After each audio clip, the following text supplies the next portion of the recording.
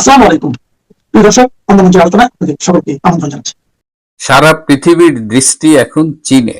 হঠাৎ করেই মার্কিন প্রেসিডেন্ট ডোনাল্ড ট্রাম্প চীন সফরে এসেছেন। তিনি এমন একটা সময়ে চীনে এসেছেন যখন আমেরিকা ইরানের সাথে যুদ্ধরত, এবং সেই যুদ্ধে চীন ইরানকে পরোক্ষভাবে সমর্থন করছে। সুতরাং এই পরিস্থিতিতে চীন সফরে আসলে ট্রাম্প কি চান, আজকে সেটি নিয়ে আলোচনা করব। শেষ পর্যন্ত সাথে থাকবেন। আসসালামু আলাইকুম এবং আদাব। এর আগেও বলেছি যে ইরান যুদ্ধ নিয়ে ডোনাল্ড ট্রাম্প এবং আমেরিকা খুব একটা স্বস্তিতে নেই। ঠিক এই অবস্থায় প্রায় এক দশক পরে কোনো মার্কিন প্রেসিডেন্ট বেজিং সফরে এলেন, এবং যেটা বললাম যে খুবই ক্রুশিয়াল মোমেন্টে তিনি এসেছেন। এই সফরে তিনি আসলে কি চান, তার সফর সঙ্গী কিন্তু অনেকেই আছেন, এলন মাস্ক থেকে শুরু করে অনেকেই আছেন, কিন্তু আসলে এই সফরে কি চান এটি নিয়ে আলোচনা যেমন চলছে।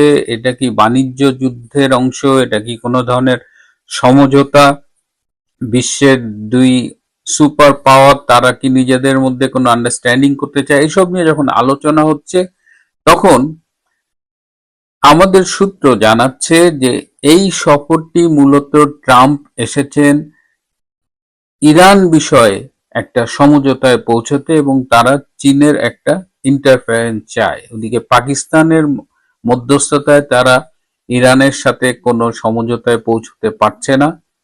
সুতরাং এই অবস্থায় তারা চীনের একটা ভূমিকা চায়। এর বাইরেও এই আরো কিছু ইস্যুজ রয়েছে, বিশেষ করে বাংলাদেশে এই মুহূর্তে আমেরিকার যে প্ল্যানগুলো ছিল, এই রেজিম চেঞ্জের মধ্য দিয়ে তারা যা স্পেক করেছিল তার কতটুকু তারা অর্জন করেছে এবং কতটুকু তারা অর্জন করতে পারেনি। এর মধ্যে একটা বড় জায়গা হলো যে এই বাংলাদেশের সীমান্ত বরাবর যে মিয়ানমারের রাখাইন স্টেট আছে, সেই রাখাইন স্টেটটাকে দখল করা কিংবা আরাকান আর্মি বা অন্যান্য বিচ্ছিন্নতাবাদী গোষ্ঠীকে সমর্থন দেওয়া, এই সব মিলে আমেরিকার যে প্ল্যানটা ছিল সেই প্ল্যানটা অনেকটাই ঝুঁকির মুখে পড়ে গেছে। তো এই জায়গাতেও কিন্তু চীনের একটা সম্পর্ক আছে। চীন একদিকে মিয়ানমারের যে সামরিক জান্তা সরকার তাদের সাথে সম্পর্ক রাখে, পাশাপাশি এই বিভিন্ন বিচ্ছিন্নতাবাদী গ্রুপ তাদের সাথেও কিন্তু চীনের খুব ভালো সম্পর্ক। ভারতও অনেকটা একই কৌশল নিয়েছে। এর কারণ হলো যে মিয়ানমারের কাছে যে রেয়ার আর্থ মিনারেল আছে, এই রেয়ার আর্থ মিনারেল খুবই এক্সপেন্সিভ একটা মিনারেল। চীন এই বিচ্ছিন্নতাবাদী গ্রুপকে ফান্ডিং করে এবং মূল সরকারের সাথে ভালো সম্পর্ক রেখে মূলত বলা যায় যে পানির দরে এই রেয়ার আর্থ মিনারেল কেনে। ইন্ডিয়াও একই কাজ করে, তারাও মিয়ানমার থেকে এই রেয়ার আর্থ মিনারেল কেনে, তবে চীনের চাইতে একটু বেশি দাম দিয়ে কেনে। তারপরেও দুজনই এই সুযোগটা নেয়। এই রেয়ার আর্থ মিনারেলে আমেরিকা ভাগ বসাতে চায়, এবং এই ভাগ বসানোর জন্যই কিন্তু এই যে বাংলাদেশে যে হিউম্যান করিডোর, হ্যাঁ, এটা তৈরি করে এই মিয়ানমারে ঢুকবে, আরাকান আর্মিকে হাত করে। এই এক উদ্দেশ্য হলো যে মিয়ানমারের রিসোর্সের ভাগ নেওয়া, যেটা চায়না, রাশিয়া, ইন্ডিয়া পাচ্ছে, তো আমেরিকার ভাগটা কই। কিন্তু সেই ভাগটা নিতে যে বাংলাদেশের রেজিম চেঞ্জ, তাদের যে পাপেট সরকার ইউনূস, এবং বর্তমানে যে তারেক রহমানের সরকার, সেটাও আমেরিকার পাপেট সরকার। সেটা ইতিমধ্যেই বোঝা গেছে যে আমেরিকার বিষয়ে ডক্টর ইউনূস যা যা করতে চেয়েছেন তারই কন্টিনিউশন আমরা তারেক রহমানের সরকারের আমলে দেখতে পাচ্ছি। বিশেষ করে বাণিজ্য চুক্তি, বাংলাদেশ অতিরিক্ত দামে আমেরিকার থেকে বিভিন্ন পণ্য আমদানি করছে। তো যাই হোক, এই টেকনাফ সীমান্ত বরাবর আমেরিকা কিন্তু ভালো মার খাচ্ছে।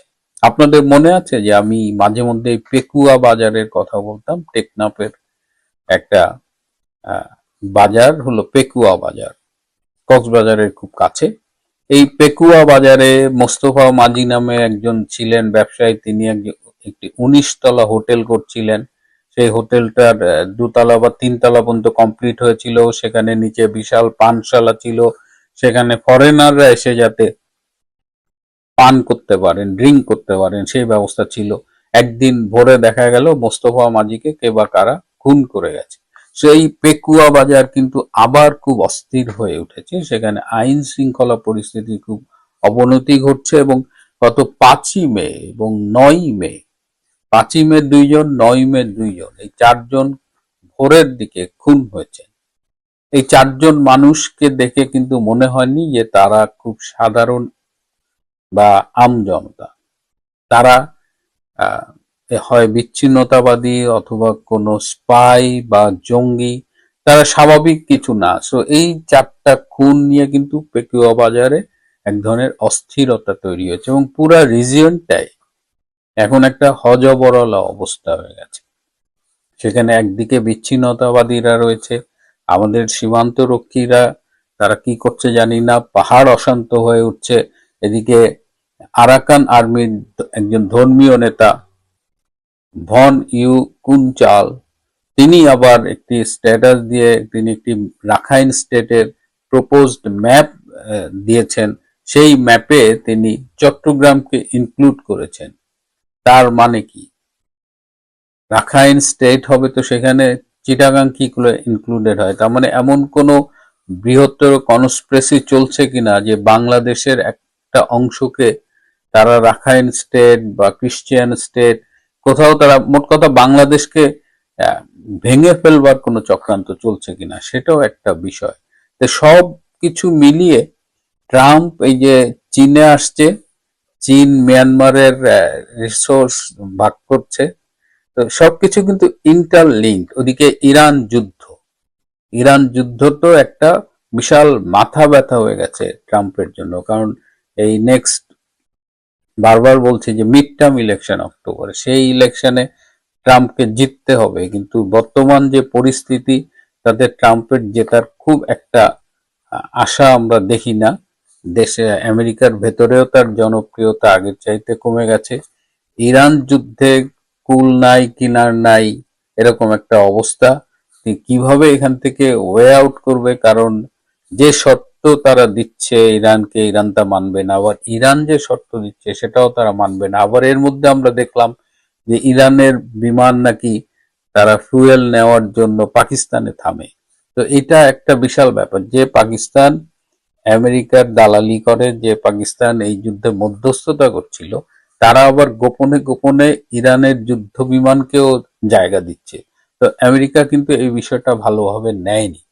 তো এই চীন সফর সবাই তাকিয়ে আছে যে এখানে কতখানি বাণিজ্যের ডিল হয়, অর্থনীতি নিয়ে কি হয়, ইরান যুদ্ধ নিয়ে কি হয়। একটা ইন্টারেস্টিং তথ্য দিই যে ট্রাম্পের সাথে তার পররাষ্ট্রমন্ত্রী মার্কো রুবিও যাচ্ছে, কিন্তু মার্কো রুবিওর কিন্তু চীনে প্রবেশ নিষেধ, তার ঢোকার ব্যাপারে এর আগে 2বার স্যাংশন দেওয়া হয়েছে। একবার তিনি মুসলিম উইঘরের বিরুদ্ধে যে নির্যাতন, তার প্রতিবাদ করেছিলেন। তো এইবার মার্কো রুবিও এসেছেন। তো মার্কো রুবিও যেন বেজিং এ আসতে পারেন, সেই জন্য তারা মার্কো রুবিওর বানানটা একটু ডিফারেন্ট ভাবে লিখেছে, যাতে তাদের সিস্টেমে মার্কো রুবিও যেহেতু ব্যান্ড, সেহেতু তার মার্কো রুবিওর আগে তারা একটা চাইনিজ বর্ণমালা যোগ করেছে, লু বা এরকম কিছু, এবং সেভাবেই মার্কো রুবিও বেজিং এ ঢুকছে। তো এখন দেখা যাক কি হয়, কারণ এই চীন সফরের উপরে এই মিয়ানমার, বাংলাদেশ, এই এই এই জায়গাটার ভবিষ্যৎ আসসালামু আলাইকুম নির্ভর রহমতুল্লাহি করছে। ওয়াবারাকাতুহু। প্রিয় বন্ধুরা, আজ এ পর্যন্ত। সম্মানিত ভালো দর্শক, থাকবেন, সুস্থ থাকবেন। তার চেয়েও আপনারা যারা রাজনীতি নিয়ে চিন্তিত বা রাজনীতির ব্যাপারে যাদের আগ্রহ আছে কিংবা বাংলাদেশের সার্বিক বিষয়গুলো নিয়ে আপনারা যারা একটু চিন্তা ভাবনা করেন, তারা লক্ষ্য করলে দেখতে পারবেন যে সম্ভবত রাজনীতির যে গতি এবং পথ, এটি স্বাভাবিকভাবে চলছে না। আপাত দৃষ্টিতে মনে হচ্ছে সবকিছু শুনশান।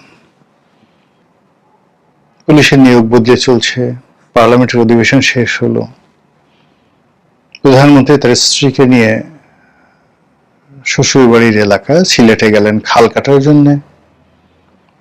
প্রচন্ড বৃষ্টির মধ্যে তিনি মাথায় ছাতি হাতে প্রথমে হযরত শাহজালাল রহমতুল্লাহ আলাইহির মাজারে গেলেন।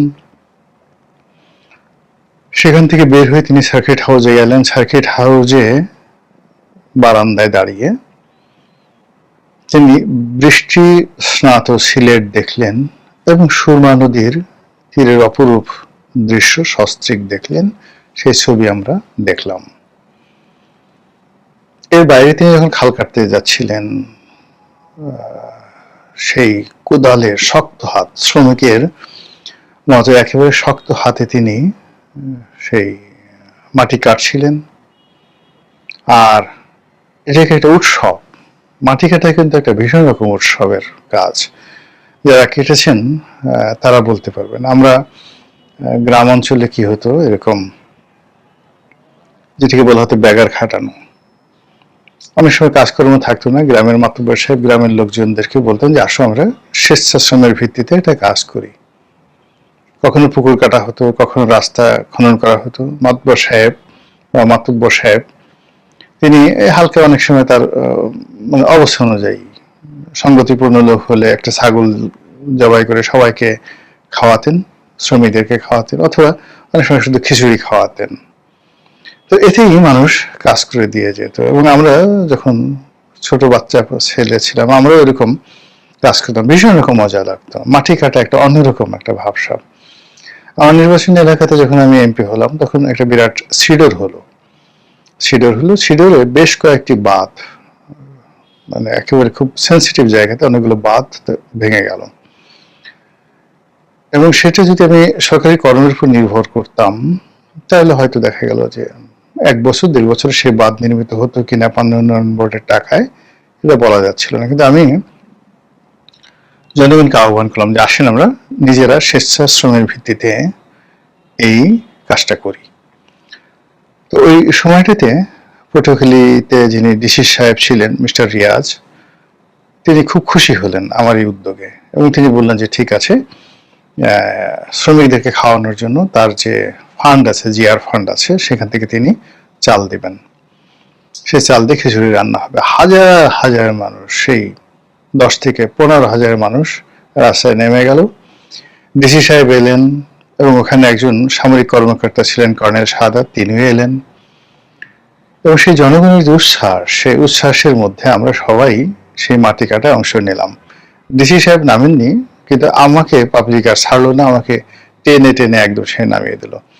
নামিয়ে তারা সেই মাটি কাটলো, কেটে আবার আমার মাথায় সেই মাটির যেটাকে আমাদের স্থানীয় ভাষায় বলা হয় ওড়া বা ঝাঁকা, সেটা তুলে দিল। তারপর তারা ছবি তুললো, হই হুল্লোড় করলো এবং বিকেলবেলার মধ্যে রাস্তাঘাট নির্মিত হয়ে গেল। তো এইরকম একটা স্বেচ্ছাশ্রমের একটা আলাদা আনন্দ আছে। জিয়াউর রহমান সাহেবের খাল কাটা আমি দেখেছি। আমি যখন সদরপুরে, সেই সদরপুরে তিনি যখন খাল কাটতে এলেন, হাজার হাজার মানুষ সেই খাল কাটাতে অংশগ্রহণ করলো এবং এটা একটা উৎসব ছিল। কিন্তু খাল আসলে কাটা হয়নি।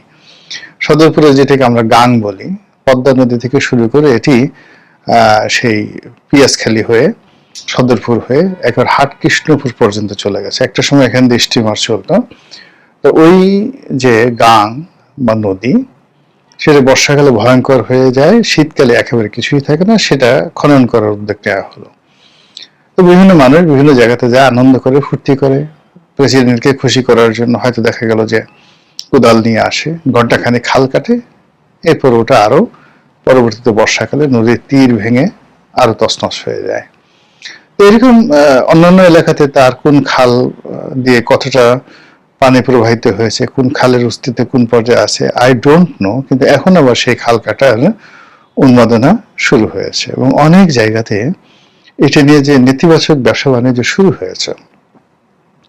দেখা গেল যে খাল কাটতে হবে, প্রধানমন্ত্রী খাল কাটতে হবে। তো খাল কাটার জন্য কি করতে হবে? খালের পরে যত বাড়ি আছে ভাঙতে হবে। প্রধানমন্ত্রীর নির্দেশে খাল কাটতে হবে। খাল কাটার জন্য দেখা গেল যে ব্যক্তিগত জমি, ওর মধ্যে পাবলিকের জমি, সাধারণ গরিব মানুষের জমি, কয়েকটা ইন্টারনেটে দেখলাম, সেই জমির মধ্য থেকে সেই খাল কেটার নাম করে ওখানকার যে টপ সয়েল মাটি নিয়ে সেই এক্সকেভেটর দিয়ে মাটি তুলে শত শত হাজার হাজার ট্রাক সেই মাটি নিয়ে ইট ভাটাগুলোতে তারা বিক্রি করে দিচ্ছে। মানে একটা বদমাইশ জাতি, আপনি এখানে ইচ্ছে করলে ভালো কাজ সবাইকে দ্বারা ইন জেনারেল করতে পারেন না। উইদাউট সিস্টেমে আমাদের জাতি আসলে অ্যাক্ট করে না। তো এরকম আমরা দেখছি যে প্রধানমন্ত্রী এই কাজ করছেন, তারপর স্বরাষ্ট্রমন্ত্রী থানায় যাচ্ছেন, অদরণে সারপ্রাইজ ভিজিট করছেন, তিনি বলে দিয়েছেন যে থানায় কোনো রকম দালাল যেন না থাকে। তো তার সেই কথা ইথারে হারিয়ে যাবে না, মানে থানা দালাল মুক্ত হবে, এটা পরের বিষয়। মূল ব্যাপার হলো আমাদের যে পুলিশিং সিস্টেম, সেই পুলিশিং সিস্টেমটাতেই আসলে দালালটা অপরিহার্য হয়ে পড়েছে। দালাল ছাড়া আসলে পুলিশ বাঁচতে পারবে না, এটা একেবারে অপরিহার্য। তিনি এসে আমাদের মানে স্বরাষ্ট্রমন্ত্রী এবং যাকে ডিফ্যাক্টো প্রধানমন্ত্রী বলা হয়, তিনি অবশেষে সেই যে সারপ্রাইজ ভিজিটে গেছেন, থানাগুলো ভিজিট করছেন, এটা আমাদের দৃশ্যমান। জামাতের আমির তিনি জাপান গেছেন, জাপান ভ্রমণে গেছেন। কি কারণে গেছেন? হয়তো সাংগঠনিক কোনো কর্ম বা জাপান সরকারের সাথে তার কোনো বৈঠক থাকতে পারে। আর জাপান অনেক সময় করে কি, এরকম রাজনৈতিক যারা নেতৃবৃন্দ রয়েছেন তাদেরকে টার্গেট করে বা নিয়ে ওখানে একটা ফেলোশিপ দেয়, তাদেরকে ঘুরায়, তাদের সাথে বিভিন্ন কথাবার্তা বলে। আমাদের এরকম একটা সুযোগ হয়েছিল জাপান সরকারের সঙ্গে একটা ফেলোশিপ নিয়ে কাজ করার। তো ওইভাবে ওনাকেও নিতে পারে, ওটাকে বলা হয় MOFA, minister of foreign affairs. তো সেই মোফা অনেক সময় বাংলাদেশ থেকে বা বিভিন্ন দেশ থেকে এভাবে রাজনীতিবিদদেরকে টার্গেটেড, যাদেরকে তারা টার্গেট করে তাদেরকে নিয়ে নেয়, সেখানে নিয়ে তাদেরকে তাদের সঙ্গে একটা ভালো সম্পর্ক স্থাপন করার চেষ্টা করে। তো সেই জন্য তিনি সেখানে যেতে পারেন, অথবা দলীয় কর্মকাণ্ড যেতে পারেন, অথবা অন্য ব্যক্তিগত কারণে যেতে পারেন। তার সংগঠনে যারা লোকজন আছেন তারা সিটি কর্পোরেশন নিয়ে ভীষণ রকম ব্যস্ত। আর অন্যদিকে ঢাকা বিশ্ববিদ্যালয়ে যে গন্ডগোলটা হয়েছিল শাহবাগ থানাতে, সেটা মোটামুটি নিষ্পত্তি হয়ে গেছে। এর বাইরে প্রাকৃতিক দুর্যোগ দুটো, অতি বৃষ্টির কারণে চট্টগ্রামে ভীষণ রকম যাকে বলা হয় শহর জলাবদ্ধতায় পড়েছে, জলাবদ্ধতার কবলে পড়েছে। আর হাওড় অঞ্চলে অতিবৃষ্টির কারণে ফসল ম্যাসাকার হয়ে গেছে। এইগুলো দৃশ্যমান। কিন্তু এর বাইরে কি হয়েছে? এর বাইরে আমরা ভারতের যে ভিসা যে বন্ধ আছে, ভারত কথা বলেছে বা আশ্বাস দিয়েছে এই ভিসা খুব দ্রুত চালু হবে, সার্বজনীনভাবে মানুষ এখন থেকে ভারতের ভিসা নিতে পারবে। এটা হলো জাস্ট একটা আশ্বাস, এবং এই আশ্বাস ইউনূস জামানার আমলে হয়েছিল। কিন্তু পরিস্থিতি যেভাবে এগুচ্ছে, তাতে করে ভারতের সাথে যে বাংলাদেশের সম্পর্ক বা বিএনপির সম্পর্ক, এই সম্পর্কটি মনে হচ্ছে না যে খুব ভালো পর্যায়ে যাবে, বরং এটি ইউনূস জামানার মতোই অনেকটা বুমেরাঙের দিকে যাচ্ছে বলেই মনে হচ্ছে। এই বিষয়গুলো নিয়ে আলোচনা করব। দ্বিতীয়ত হলো বিএনপির একটা টিম, বেশ বড়সড় টিম, আলতাফ হোসেন চৌধুরীর নেতৃত্বে, শামসুজ্জামান দুদু, আসাদুজ্জামান রিপন, নীলুফার চৌধুরী মনি থেকে শুরু করে আরো অনেকে, তারা চীন সফর করে এলেন।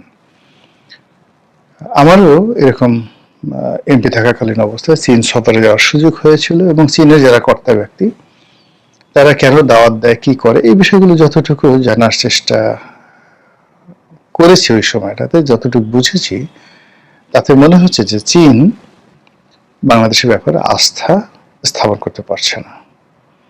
অন্যদিকে আমেরিকা যেটা হচ্ছে, আমেরিকা বাংলাদেশের সঙ্গে যে একটা চুক্তি করেছে, সেই চুক্তির অনেকগুলো ধারা আছে। সেই ধারার একটি অংশ মানে বিমান কিনতে হবে, এটা জাস্ট একটা যাকে বলা হয় আপনি খাবার শুরু করবেন, খাবারের আগে স্যুপ খায়, এরকম একটা স্যুপ অন্থন দিয়ে স্যুপ খাচ্ছেন এরকম। কিন্তু মূল যে বিষয়টি আছে, সেই বিষয়টি হলো এই চুক্তি সুদূর প্রসারী।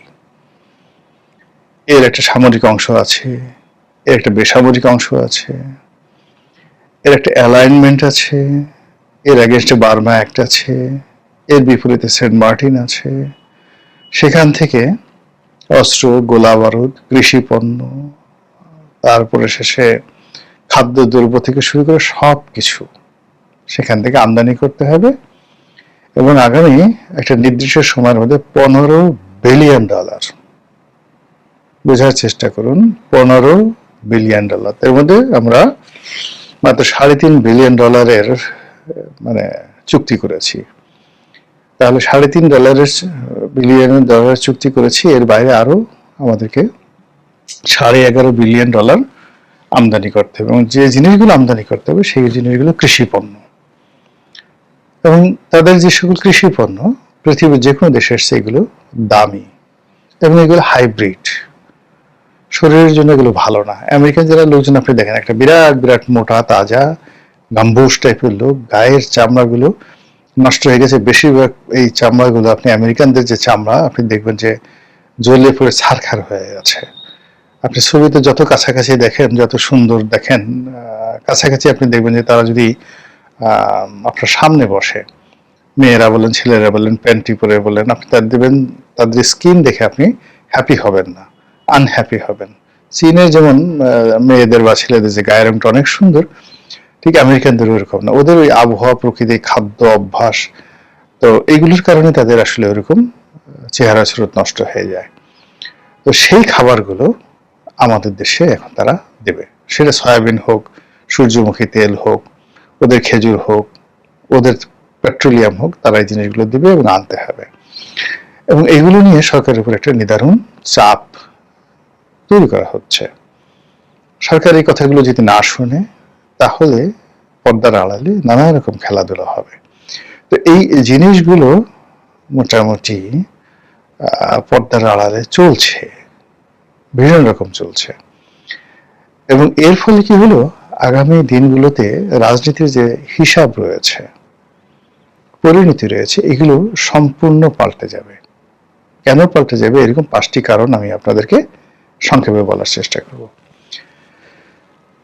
প্রথমত হলো যে এই অঞ্চলে ভারত কোনো অবস্থাতেই অন্য কোনো রাষ্ট্রের সঙ্গে বাংলাদেশের যে বন্ধুত্ব এবং সম্পর্ক, এটা মানবে না। আচ্ছা, না মানলে তারা কি করবে? তারা কি আমাদের আক্রমণ করবে? না, তারা তাদের যে সফট পাওয়ার গুলো রয়েছে, সেই সফট পাওয়ার দিয়ে সরকারকে রীতিমতো দৌড়ের উপর রাখবে। আপনি দেখুন, ডক্টর মোহাম্মদ ইউনূসের কিন্তু যে সরকার, সেই সরকার সবচেয়ে ভালো করার কথা। পশ্চিমা দুনিয়ার সঙ্গে তার খুব ভালো সম্পর্ক, তার সঙ্গে যারা যারা ছিলেন মোরলেস এদের যোগ্যতা নিয়ে আপনার কোনো রকম অভিযোগ নেই, এরা যথেষ্ট যোগ্যতা সম্পন্ন। কিন্তু কেবলমাত্র ভারতের যে সফট পাওয়ার, সেই সফট পাওয়ারের কারণে ব্যবসায়ী, সংবাদপত্র, বুদ্ধিজীবী এবং ভারতের যে সকল বন্ধু রাষ্ট্র রয়েছে, তারা কেউ ডক্টর মোহাম্মদ ইউনূসকে সাহায্য এবং সহযোগিতা করেনি। এবং গ্লোবাল ইকোনমিতে ভারতের যে সকল প্রভাবশালী লোক রয়েছে, যত বিখ্যাত বিখ্যাত, সেটা ওয়ার্ল্ড ব্যাংক বলেন, IMF বলেন, এমনকি মার্কিন গভর্নমেন্টে বলেন, এখন ভারতের সরকার তারাই আসলে তাদের যে সিনিয়র সিটিজেন রয়েছেন বা সাকসেসফুল সিটিজেন রয়েছেন, তারাই আসলে ওই জায়গাগুলো নেতৃত্ব দিচ্ছে। এবং সেটা শুধু ভারতে না, ইউরোপেও, সেটা শুধু আমেরিকা না, ইউরোপেও। তো ইউরোপ এবং আমেরিকাতে সমস্ত মাল্টিন্যাশনাল কোম্পানিগুলো, সমস্ত ফাইন্যান্সিয়াল ইনস্টিটিউশনগুলো, সমস্ত সরকারি যে বড় বড় জায়গাগুলো তারা নিয়ন্ত্রণ করছে ভারতীয় নাগরিকরা।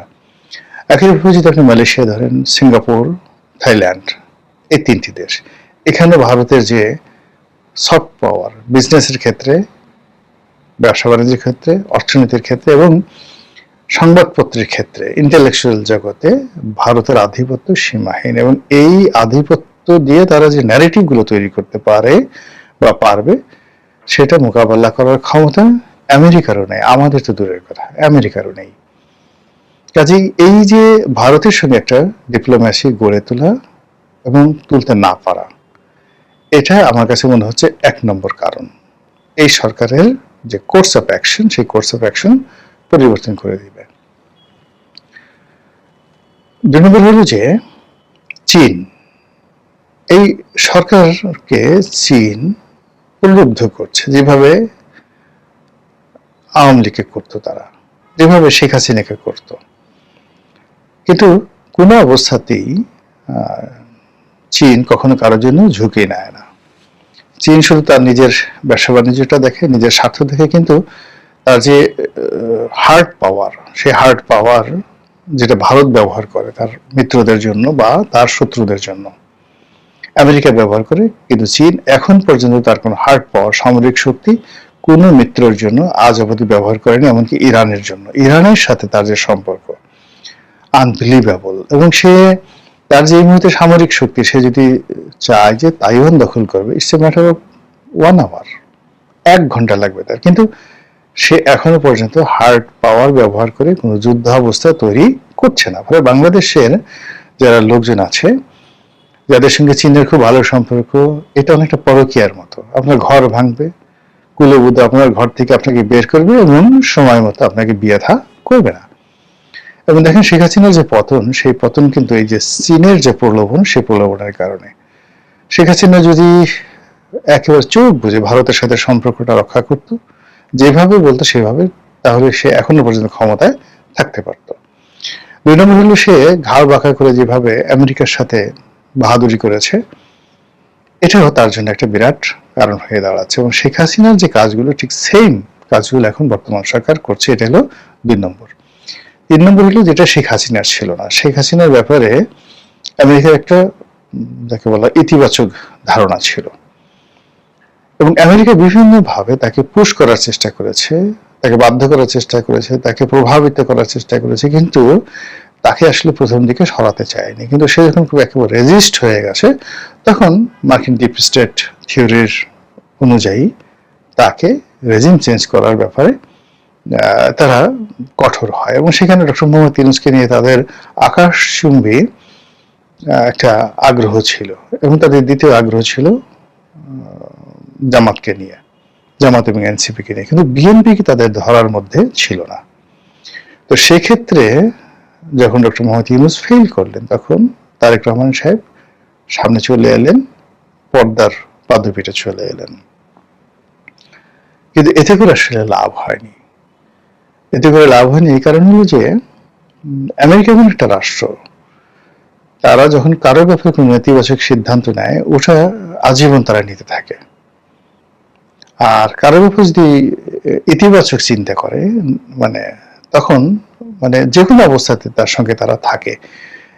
এরকম একটা ওদের একটা মানে এটা ট্রাম্পকে দিয়ে আপনি বুঝতে পারবেন, ওদের ফরেন পলিসিটাই এরকম। তো সেই ক্ষেত্রে বিএনপি তারেক রহমান সাহেব সম্পর্কে আমেরিকার স্টেট ডিপার্টমেন্ট, তাদের পেন্টাগন, তাদের এফবিআই, মানে এই জায়গাগুলোতে যে দূরত্ব তৈরি হয়েছে, এটা এখনো পর্যন্ত নিষ্পত্তি হয়নি। ফলে কি হলো, আমেরিকা বর্তমান সরকারকে ইউজ করবে, কিন্তু কোনো অবস্থাতেই তাদের উপর নির্ভর করবে না, কোনো অবস্থাতে নির্ভর করবে না। এটি গেল 3 নম্বর। 4 নম্বরে যেটা আছে যে সেটা হলো, সরকার এই মুহূর্তে বন্ধুহীন। সরকারকে কেউ বিশ্বাস করছে না। Nobody is believing, neither আম জনতা, neither Aam Aadmi party, neither আম তারেক, আর নাইদার জামাত। কেউ তাকে বিশ্বাস করছে না। আওয়ামী লীগ এই ভোটের সময় তাদেরকে বিশ্বাস করার চেষ্টা করেছিল, এখন আওয়ামী লীগ জামাতকে বিশ্বাস করবে, এনসিপিকে বিশ্বাস করবে, এমনকি ডক্টর ইউনূসকে বিশ্বাস করবে। কিন্তু বিএনপির সঙ্গে আওয়ামী লীগের যে একটা আন্ডারহ্যান্ড সমঝোতা হয়েছিল নির্বাচনের আগে, এবং এটা ভারত করে দিয়েছিল। ভারত করে দিয়েছিল বিকজ আমি অনেক যারা সংসদ সদস্য আছেন প্রভাবশালী, তাদের কয়েকজনের সঙ্গে কথা হলো, তো তারা যেটা খোলামেলা বললেন যে তারা তাদের নির্বাচনী এলাকায় বিএনপির প্রার্থীকে জিতিয়ে নেওয়ার জন্য নেতাকর্মীদেরকে নির্দেশ তারা দিয়েছিলেন। আমি বললাম কেন? বলে যে দাদারা বলেছেন, ভারত থেকে বলা হয়েছে, তাই তারা এই কাজগুলো করেছে। এখন সেই কাজের যে ফলশ্রুতি, সেই ফলশ্রুতি আওয়ামী লীগও পাচ্ছে না, ভারতও পাচ্ছে না। ফলে ভারতের দাদারা এবং মানে শেখ হাসিনার যে দল আওয়ামী লীগ, তারা এই সরকারকে আর বিশ্বাস করবে না, এবং বিশ্বাস না করার ফলে রাজপথে আপনি একের পর এক বিপর্যয় দেখতে পাবেন। 4 নম্বর গেল। 5 নম্বর হলো অর্থনৈতিক বিপর্যয়। বাস্তবতা হলো যে সরকারের হাতে টাকা নেই, রাষ্ট্রের হাতেও টাকা নেই। আমরা বলতে গেলে বন্ধুহীন। কূটনৈতিক বিশ্বে আমাদেরকে অর্থ দিয়ে সাহায্য করবে, তারপর আমাদের পাশে এসে দাঁড়াবে, বাংলাদেশও একটা সময় শ্রীলঙ্কাকে $20 লাখ দিয়েছিল, $2 মিলিয়ন। তো সেই $20 লাখ আবার তারা ফেরত দিয়ে দিয়েছে। কিন্তু আমরা $20 লাখ কোন একটা দেশ থেকে আনবো, আমাদের বিপদের সময় এরকম দেবে, এরকম কোন রাষ্ট্র পৃথিবীতে এই মুহূর্তে নেই। সবাই চোখ উল্টিয়ে ফেলবে। কিন্তু এই যে এখন বাজেটারি সাপোর্ট দরকার, এখন সেই সাপোর্টের জন্য world bank, IMF, JICA, ADB, IDB এই সমস্ত প্রতিষ্ঠানের উপর নির্ভর করতে হচ্ছে। এবং এই সকল প্রতিষ্ঠান যখন আপনি খুব খারাপ অবস্থায় থাকেন, তখন আপনাকে স্কুইজ করতে থাকে, মশলাতে থাকে, এবং আপনার যত রস আছে সেই রসগুলো বের করার চেষ্টা করে। তো সেই দিক থেকে সরকারের যে সামনের যে দিনগুলো, সেই দিনগুলো এই 5টি কারণে ভালো যাবে না। আর যখন সরকারের অবস্থা ভালো যাবে না, তখন রাজনীতিতে anything might happen at any time, at any consequence আর সিকুয়েন্স। মহান আল্লাহ আমাদের সবাইকে হেদায়েত দান করুন এবং হেফাজত করুন। আসসালামু আলাইকুম ওয়া রাহমাতুল্লাহি ওয়া বারাকাতুহু।